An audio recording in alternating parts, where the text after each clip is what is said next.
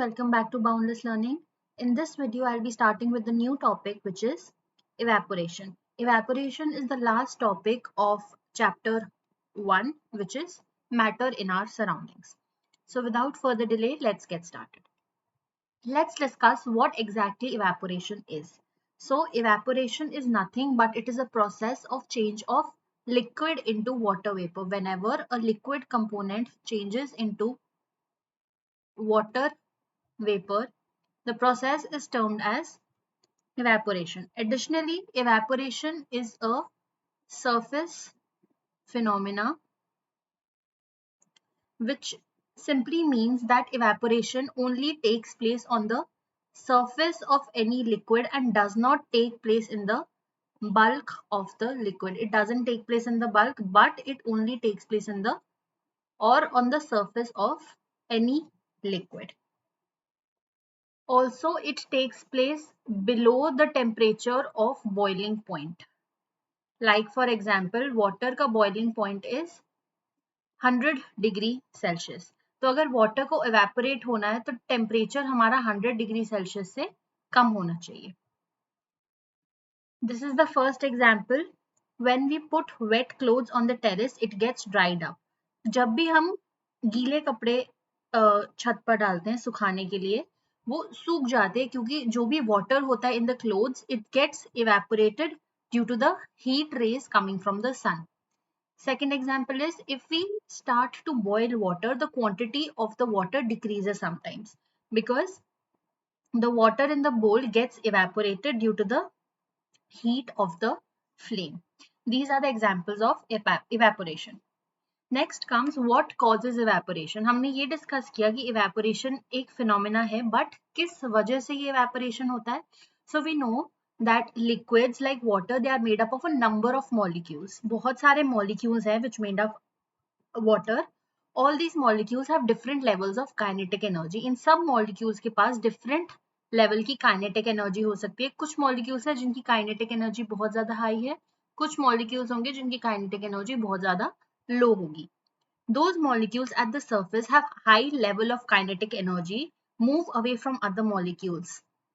तो अगर हम ये water का surface consider करते हैं, सब जगह बहुत सारे मॉलिक्यूल्स हैं. ये सरफेस मॉलिक्यूल्स हैं और ये जो अंदर मॉलिक्यूल्स होंगे उनको हम बल्क मॉलिक्यूल्स बोलेंगे.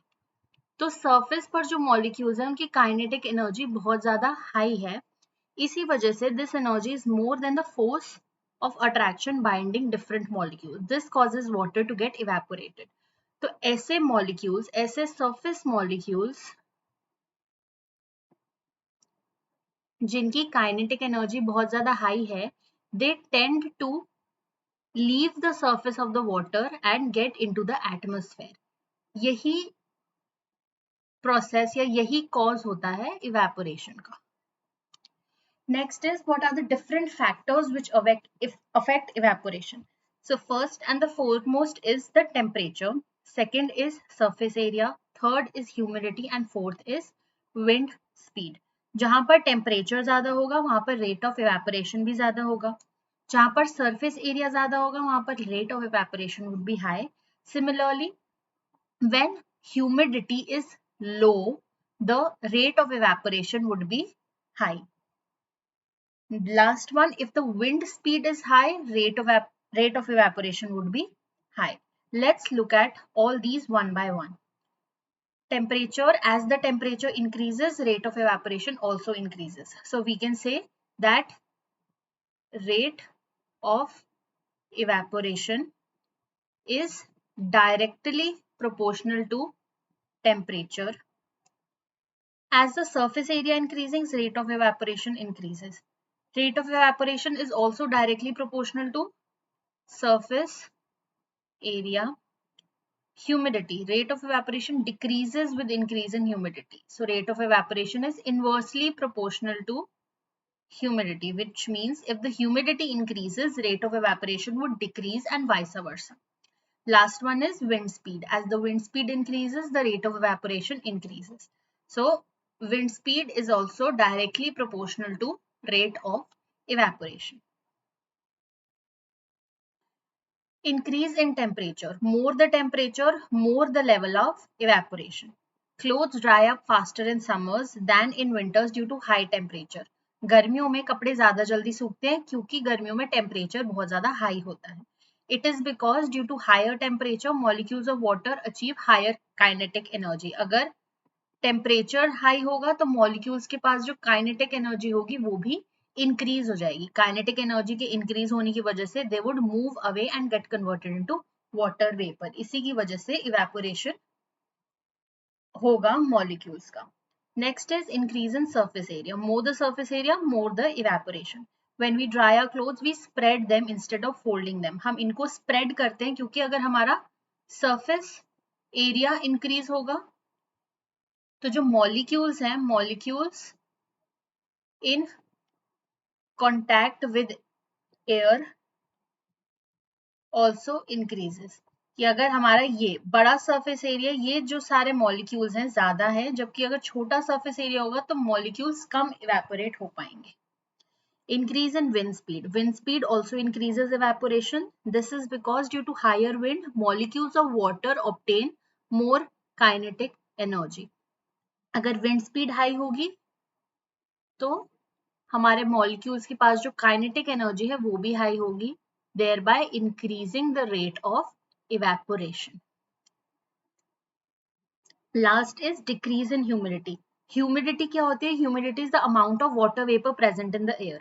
अगर वाटर वेपर में पहले ही बहुत सारे वाटर के मॉलिक्यूल्स हैं, यानी ह्यूमिडिटी बहुत ज्यादा हाई है, तो इवेपोरेशन का रेट हमारा कम हो जाएगा.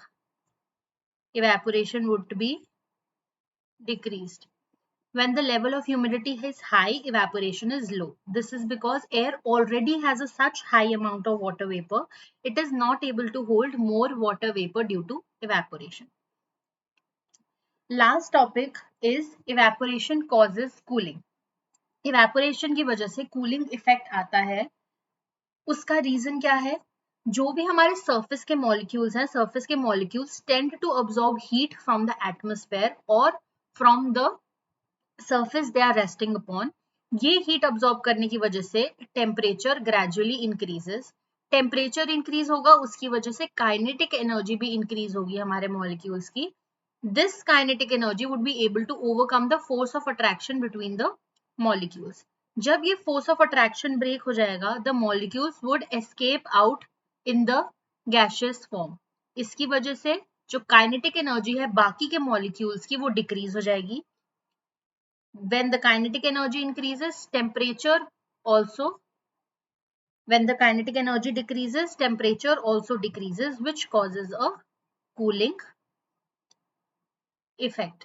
आप यही सेम चीज डायग्राम में भी देख सकते हो कि जो हमारे सरफेस के मॉलिक्यूल्स हैं इनके पास बहुत ज्यादा हाई एनर्जी है या फिर इनकी काइनेटिक एनर्जी बहुत ज्यादा हाई है. जब ये फोर्स ऑफ अट्रैक्शन को ब्रेक करके इवेपोरेट हो जाएंगे, बाकी के बचे मॉलिक्यूल्स की काइनेटिक एनर्जी बहुत ज्यादा कम हो जाएगी. काइनेटिक एनर्जी के कम होने की वजह से टेम्परेचर भी कम होगा, therefore it causes the cooling effect. यही हम कुछ एग्जाम्पल से समझ सकते हैं. जैसे on a hot day people sprinkle water on roof. Water जब हम रूफ पे डालते हैं तो वाटर इवेपोरेट हो जाता है. वाटर के इवेपोरेट होने की वजह से it causes the roof to cool down, क्योंकि जितना भी वाटर स्प्रिंकल्ड होता है it gets converted into water vapour and we know that evaporation causes cooling effect.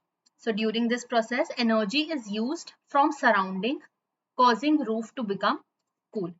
Next example is when we pour some acetone, which is known as nail polish remover, on our palm, we feel cold. ये इसलिए होता है क्योंकि जो भी acetone हमारी palm पर होता है या जो भी नेल पॉलिश रिमूवर हमारी पाम पर होता है, it starts evaporating from the heat of our palm. हमारे हाथ में जितनी भी हीट एनर्जी है वो सारी एसीटोन अब्सॉर्ब कर लेता है, उसकी वजह से वो इवेपोरेट हो जाता है, thereby leaving our hand or our surroundings cool, and this is the reason why our palm feels cold. Last example is sweating. Sweating भी हमें help करती है to maintain our body temperature and it helps us to cool down. Summers में क्या होता है, जब हमें बहुत ज्यादा गर्मी लगती है, liquid from our body comes out as sweat. यही sweat evaporate हो जाता है, which means it gets converted into water vapor. जब ये evaporate हो जाता है, हमारी बॉडी कूल फील करती है, क्योंकि यही मैकेनिज्म है हमारी बॉडी का टू मेंटेन द टेम्परेचर.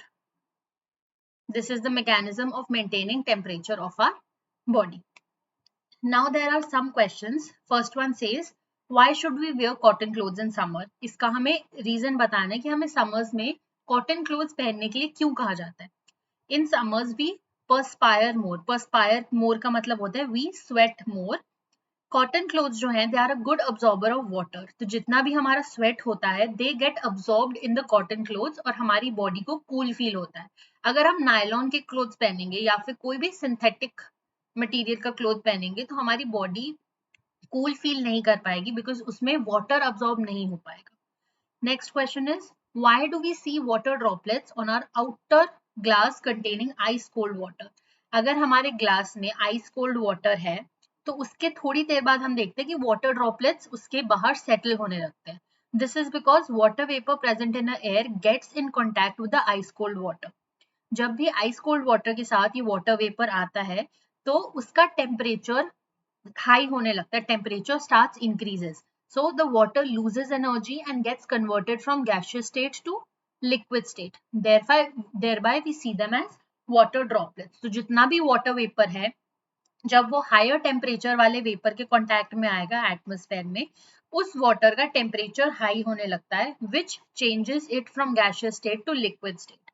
और यही लिक्विड स्टेट के पार्टिकल्स हमें ग्लास के बाहर देखने को मिलते हैं.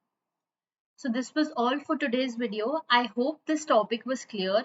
If you still have any doubts or you have any queries regarding any chapter or any topic, you can either comment or you can directly email me on this given email ID. I will make sure to reply and revert back as soon as possible. Thank you so much. Keep learning.